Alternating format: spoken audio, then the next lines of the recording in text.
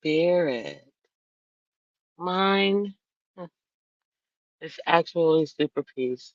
Um, I don't know how much time I'm gonna have because my battery's rather low on this thing.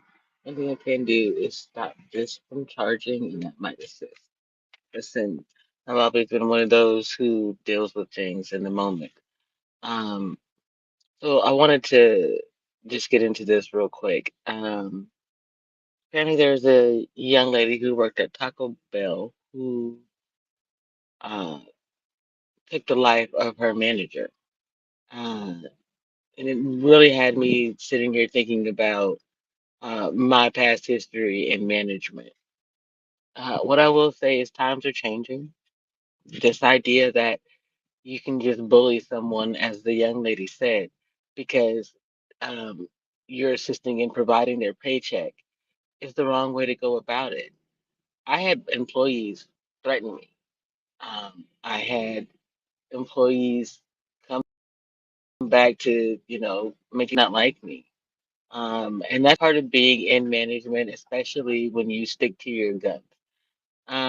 And but m- middle management has to hold true, right? If that's what you're going to be, or that's where you are, then that's who you have to be. You can't pick a side in things. Um, One of the things that I did for my employees was I had a Switzerland. Someone else gave me the idea, and I ran with it. So, and a staff member could ask me at any time, "Can we go to Switzerland?" And it was either my office or the freezer. I'm a chef by trade. And they could speak to me and tell me anything that they needed to tell me. Within reason, obviously. You're not going to be absolutely disrespectful because I earned the title by way of merit. I went to culinary school. I graduated with honors. I put in the work. I showed, proved myself to be true. And the position that I'm talking about, I actually talked myself out of that position the first go round because I had just graduated from culinary school and hadn't equated my volunteer management skills with my culinary management degree.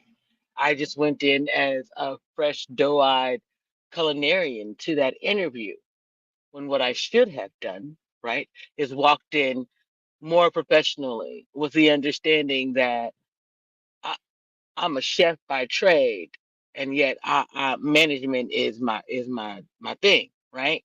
That's why I went to culinary school so I could get the management letters behind my name because otherwise people would not treat me the same in the fields that I was attempting to get into. Even today, right? There are people who feel as though I should be into some type of medical program because I discuss cannabis related topics, and I just think that that's insane. So, not to get off topic here, my point being, in that position where it was really my first management position away that where I was being paid because I done volunteer management for decades, um, was when I realized that I couldn't go the way of those who had come before me, and I had to switch up things. Yet in switching up things, there were those who did not want change, and they came for me. There are simple requirements.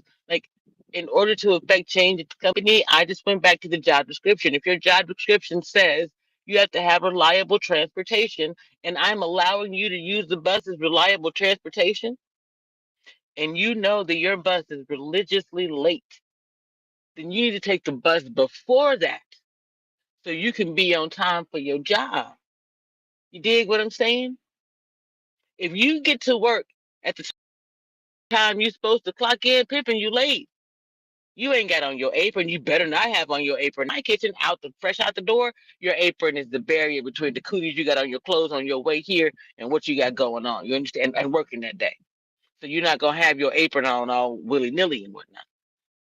My point to this being, it has a lot to do with how you communicate that to an employee. However, I did have to fire someone. Uh, in 7 days, I fired 7 people be- because there needed to be an understanding. We are not doing things the old way, period. We're not playing games with money, time, any of those things. After I did that, though, right? While I was doing that, I also made sure they had everything that they needed to succeed, right? retraining if it was necessary, understanding from management if it was necessary, going the extra mile to work in their spaces so that they would understand that I get where they're coming from. I've been there. And the culinary industry is one of those things. We recognize that the person who washes the dishes is more important than the chef, respectfully. Our name is on a lot of things, but if the dish ain't clean, y'all ain't eating. Doesn't matter how pretty it is. Because the moment you get sick, you're going to want me to spend some money on you. I'm going to have to. Chefs should be paid the same wage, if not more, than doctors. We're your first line of defense, especially the way that Americans eat today. If it wasn't for us making sure that lines were clean, that everything was stocked neatly, appropriately, 6 inches off the ground so you don't have rats and roaches running around, right? That's why the requirements. That's why everybody can't be a chef. To be able to run a kitchen of 25 people and make sure that they have enough food to feed 500 to 700 people and get them to do that in the midst of a snowstorm. It takes a certain level of commitment, dedication, discipline. So my guess would be it's a possibility that two things can be true. That manager was attempting to